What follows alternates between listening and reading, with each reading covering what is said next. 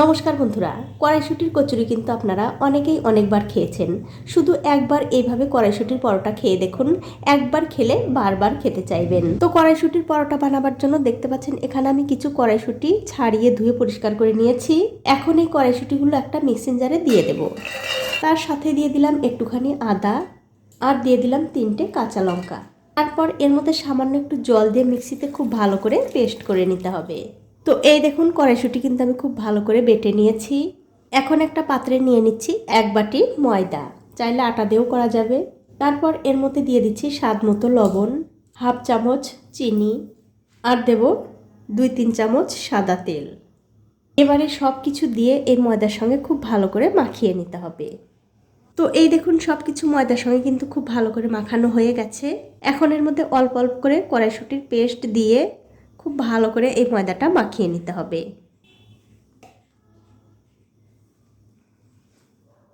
তো এই দেখুন 5-7 মিনিট সময় ধরে এই ময়দা কিন্তু আমি খুব ভালো করে মাখিয়ে নিয়েছি। এখন আমি এই ময়দার ওপরে সামান্য একটু সাদা তেল লাগিয়ে দিয়ে একটা ঢাকা দিয়ে আধ ঘন্টার জন্য রেখে দেব। তো আধ ঘন্টা হয়ে গেছে, ওপর থেকে আমি ঢাকাটা তুলে নিলাম। তুলে নিয়ে এই ডোটা আমি আবারও একটু ভালো করে মাখিয়ে নেব।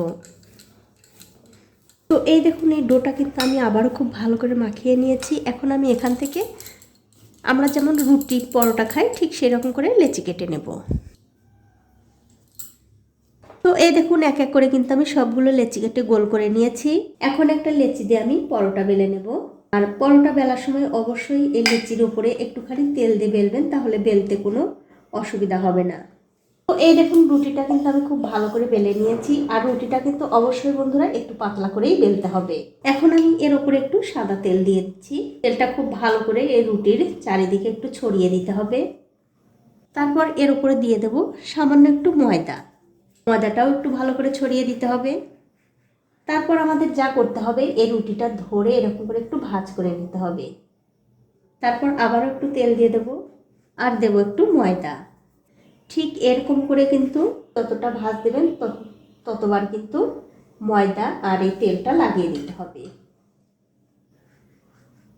অবশ্যই কিন্তু আপনারা একবার হলেও এইভাবে পরোটা বানিয়ে খেয়ে আমাকে কমেন্ট করে জানাতে ভুলবেন না আপনাদের কেমন লাগলো। আর এরকম করে যদি ভাঁজ করে এই পরোটাগুলো বানানো যায় তাহলে কিন্তু পরোটার মধ্যে কিন্তু বন্ধুরা অনেকগুলো লেয়ার তৈরি হবে, খেতে ভালো লাগবে।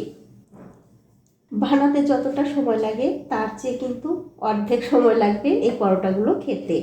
দেখুন এটা কিন্তু হয়ে গেছে, এটা আমি রেখে দিচ্ছি। আর ঠিক এই একই রকম করে কিন্তু সবগুলো পরোটাই বানিয়ে নিতে হবে। তো এই দেখুন এক এক করে কিন্তু আমি সবগুলো লেচি রেডি করে নিয়েছি।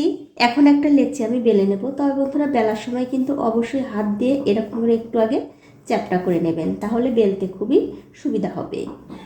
তারপর আমি এই লেচির ওপরে হালকা করে একটু তেল লাগিয়ে এই লেচিটা বেলে নেব। আর খুবই হালকা হাতে বেলতে হবে। দেখুন ঠিক এরকম করে আমি সবগুলো লেচি বেলে নেব। তো এই দেখুন এই পরোটাটা কিন্তু খুব ভালো করে বেলা হয়ে গেছে, এটা আমি তুলে নিচ্ছি। এখন আমি পরোটাগুলো ভেজে নেব। তার জন্য দেখতে পাচ্ছেন একটা তাওয়া গরম করতে দিয়েছি। তাওয়াটা কিন্তু ভালো করে গরম হয়ে গেছে। এবারে গ্যাসের ফ্লেমটা লো টু মিডিয়ামে রেখে ওই যে পরোটাটা বানালাম সেই পরোটাটা তাওয়ার মধ্যে দিয়ে দিলাম। এবারে উল্টে পাল্টে এই পরোটাটার দুদিকটা একটু ভালো করে সেঁকে নিতে হবে।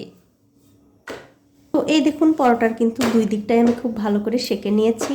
এখন আমি এর উপরে দিয়ে দেবো একটু সাদা তেল। আমি এখানে কম তেল দিয়ে এই পরোটাগুলো ভাজছি, আপনারা চাইলে কিন্তু এর চেয়ে বেশি তেল দিয়েও এই পরোটাগুলো ভেজে নিতে পারেন। তাতে কিন্তু পরোটাগুলো খেতে আরও বেশি ভালো লাগবে। আর তেল দেওয়ার পর কিন্তু উল্টে পাল্টে দুই দিকটাই আবারও খুব ভালো করে ভেজে নিতে হবে। আর আমার এই রেসিপিটা যে সকল বন্ধুরা ফেসবুক থেকে দেখছেন তাদের কাছে আমার একটাই অনুরোধ, অবশ্যই আমার এই পেজটিকে ফলো করে দেবেন, তাহলে যখনই আমি নতুন কোনো ভিডিও নিয়ে আসব সবার আগেই কিন্তু আপনিই দেখতে পাবেন। আর দেখুন পরোটাটা কিন্তু কত সুন্দরভাবে ফুলে উঠেছে। পরোটাগুলো দেখতেও যেমন সুন্দর হয়, খেতেও কিন্তু বন্ধুরা তেমনই দুর্দান্ত স্বাদ হয়। দেখুন এই পরোটাটা কিন্তু উল্টে পাল্টে আমি খুব ভালো করে ভেজে নিলাম। এই পরোটাটা কিন্তু ভালো করে ভাজা হয়ে গেছে। এখন এটা আমি তুলে নিচ্ছি, তুলে অন্য একটা প্লেটে রেখে দিলাম। তো এই দেখুন বন্ধুরা এক এক করে কিন্তু আমি সবগুলো পরোটা ভেজে নিয়েছি। এখন আপনাদের দেখিয়ে দিচ্ছি পরোটাগুলো কত সুন্দর, একদম নরম তুলতুলে। দেখুন খেতে কিন্তু দুর্দান্ত হয়। আপনারা যে কোনো ডাল তরকারি দিয়ে কিংবা চিকেন কষা মাটন কষা দিয়ে খেতে পারবেন, খেতে কিন্তু দারুণ লাগে।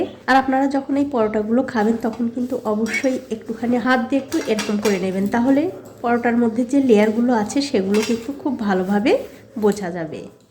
তো এখন আপনাদের একটা ছিঁড়েও দেখাচ্ছি এই পরোটার মধ্যে কতগুলো লেয়ার হয়েছে দেখুন। তো বন্ধুরা, আমার আজকের এই কড়াইশুঁটির পরোটার রেসিপিটা আপনাদের কেমন লেগেছে? যদি ভালো লেগেই থাকে অবশ্যই একটা লাইক, কমেন্ট আর শেয়ার করতে ভুলবেন না। আজ এই পর্যন্তই, দেখা হবে অন্য কোনো নতুন ভিডিও নিয়ে।